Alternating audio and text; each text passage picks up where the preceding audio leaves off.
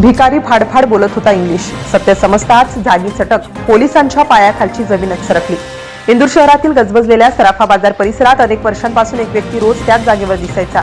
अंगावर मळके कपडे, हातात एक जुनी पिशवी, चेहऱ्यावर दीनवाणा भाव आणि लोकांसमोर हात पसरून मदतीची याचना करणारा हा माणूस अनेकांच्या ओळखीचा झाला होता. व्यापारी, ग्राहक, पर्यटक आणि अगदी रोज त्या रस्त्याने जाणारी लोकही त्याला पाहून काही ना काही मदत करत असत. अनेकांना वाटायचं की हा खरोखर अत्यंत गरीब आहे आणि त्याला मदतीची गरज आहे. पण कुणालाच कल्पना नव्हती की या साध्या सुध्या दिसणाऱ्या चेहऱ्यामागे एक असं गुण दडलेला आहे ज्याचा उलगडा झाल्यावर प्रशासनही हादरून जाणार आहे. त्या व्यक्तीबद्दल एक गोष्ट मात्र लोकांना नेहमीच वेगळी वाटायची. तो अनेकदा अगदी अस्सलखीत इंग्लिश बोलायचा. काही जणांना ते पाहून आश्चर्य वाटायचे तर काहींना वाटायचं कदाचित हा कधी काळी शिकलेला असेल आणि नशिबाने रस्त्यावर आलेला असेल. त्याच्या बोलण्यात आत्मविश्वास होता, लोकांशी संवाद साधण्याची पद्धत वेगळी होती आणि काही वेळा तो इतक्या हुशारीने बोलायचा की समोरचा माणूस सहज त्याच्या बोलण्यावर विश्वास ठेवायचा. पण त्या इंग्रजी मागे नेमकं काय दडलं होतं याचा विचार कुणीच कधी केला नाही. दरम्यान शहरात भिक्षावृत्ती विरोधात विशेष मोहीम सुरू करण्यात आली. प्रशासनाने अनेक ठिकाणी कारवाई सुरू केली आणि रस्त्यावर भीक मागणाऱ्या व्यक्तींची माहिती गोळा केली जाऊ लागली. सुरुवातीला ही एक नेहमीची मोहीम वाटत होती. मात्र तपासादरम्यान अधिकाऱ्यांच्या नजरेत हा माणूस आला. त्याच्याशी संवाद साधताना काही गोष्टी संशयास्पद वाटू लागल्या.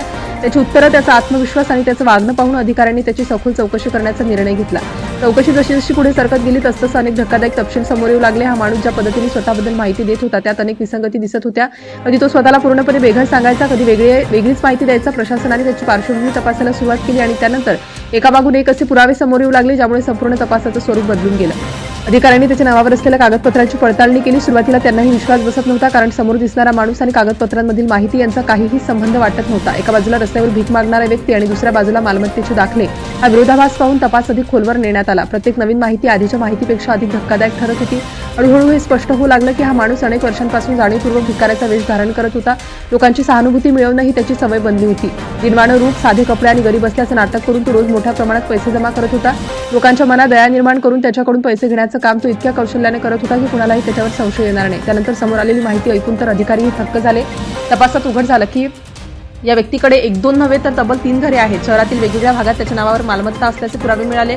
रस्त्यावर झोपणारा आणि 2 वेळच्या अन्नासाठी लोकांसमोर हात पसरवणारा हा माणूस प्रत्यक्षात स्वतःच्या घरांचा मालक असल्याचं स्पष्ट झालं आणि हा प्रकार शहरभर चर्चेचा विषय ठरला. मात्र खरे धक्के इथे थांबले नाही. चौकशी दरम्यान आणखी माहिती समोर आली. त्याच्याकडे स्वतःच्या रिक्षाही आहेत आणि तो इतरांना चालवण्यासाठी देत होता आणि त्यातून नियमित उत्पन्न मिळवत होता. एवढंच नव्हे तर त्याच्याकडे स्वतःची स्विफ्ट डिझायर कार असल्याचं समोर आलं आणि या कारसाठी त्याने ड्रायव्हरही ठेवला होता. रस्त्यावर बसून भीक मागणाऱ्या व्यक्तीकडे कार आणि ड्रायव्हर असल्याचं समजताच अधिकारी अवाक झाले. त्यानंतर त्याच्या आर्थिक व्यवहारांची चौकशी करण्यात आली. तेव्हा आणखी एक धक्कादायक सत्य समोर आलं. भीक मागून जमा झालेला पैसा तो केवळ खर्च करत नव्हता तर त्याचा वापर सावकारीसाठी करत होता. बाजारातील काही व्यापाऱ्यांना तो व्याजाने पैसे देत असल्याचं तपासात उघड झालं. म्हणजे बाहेरून भिकारी दिसणारा हा माणूस प्रत्यक्षात सावकाराची भूमिका निभावत होता. विशेष म्हणजे व्याज वसूल करण्यासाठीही तो त्याच भिकाऱ्याच्या वेशात फिरायचा. त्यामुळे कोणालाही त्याच्यावर संशय यायचा नाही. लोकांना वाटायचं तो नेहमीप्रमाणे भीक मागण्यासाठी आलाय, पण प्रत्यक्षात तो आपल्या पैशांची वसुली करत होता. अनेक वर्ष ही युक्ती यशस्वी ठरली आणि कुणालाही त्याचा खरा चेहरा समजला नाही. अखेर सर्व पुरावे समोर आल्यानंतर प्रशासनाने त्याला ताब्यात घेतलं. त्याच्यावर पुढील कायदेशीर कारवाई सुरू करण्यात आली. चौकशी दरम्यान त्याने अनेक बाबी मान्य केल्याचं सांगितलं जातं. या संपूर्ण घटनेने केवळ प्रशासनालाच नव्हे तर सर्वसामान्य नागरिकांनाही मोठा धक्का बसला, कारण अनेक वर्ष लोकांनी ज्याच्यावर दया दाखवली तो प्रत्यक्षात त्यांच्याच भावनांचा गैरफायदा घेत होता. या घटनेनंतर प्रशासनाने नागरिकांना एक महत्त्वाचं आवाहन केलं. प्रत्येक भीक मागणारी व्यक्ती फसवणूक करणारी असतेच असं नाही. अनेक लोक खरोखर गरजू असतात. मात्र अशा काही व्यावसायिक भिकाऱ्यांमुळे समाजाचा विश्वास कमी होतो आणि खरी गरज असलेल्या लोकांनाही मदत मिळण्यात अडचणी निर्माण होतात. त्यामुळे मदत करताना योग्य माध्यमांचा वापर करावा आणि संशयास्पद प्रकार दिसल्यास संबंधित यंत्रणेला माहिती द्यावी असं प्रशासनाचं म्हणणं आहे. याविषयी तुम्हाला काय वाटते? तुमची प्रतिक्रिया आम्हाला जरूर कळवा. चॅनलवर नवीन असाल तर नक्की सबस्क्राईब करा. धन्यवाद.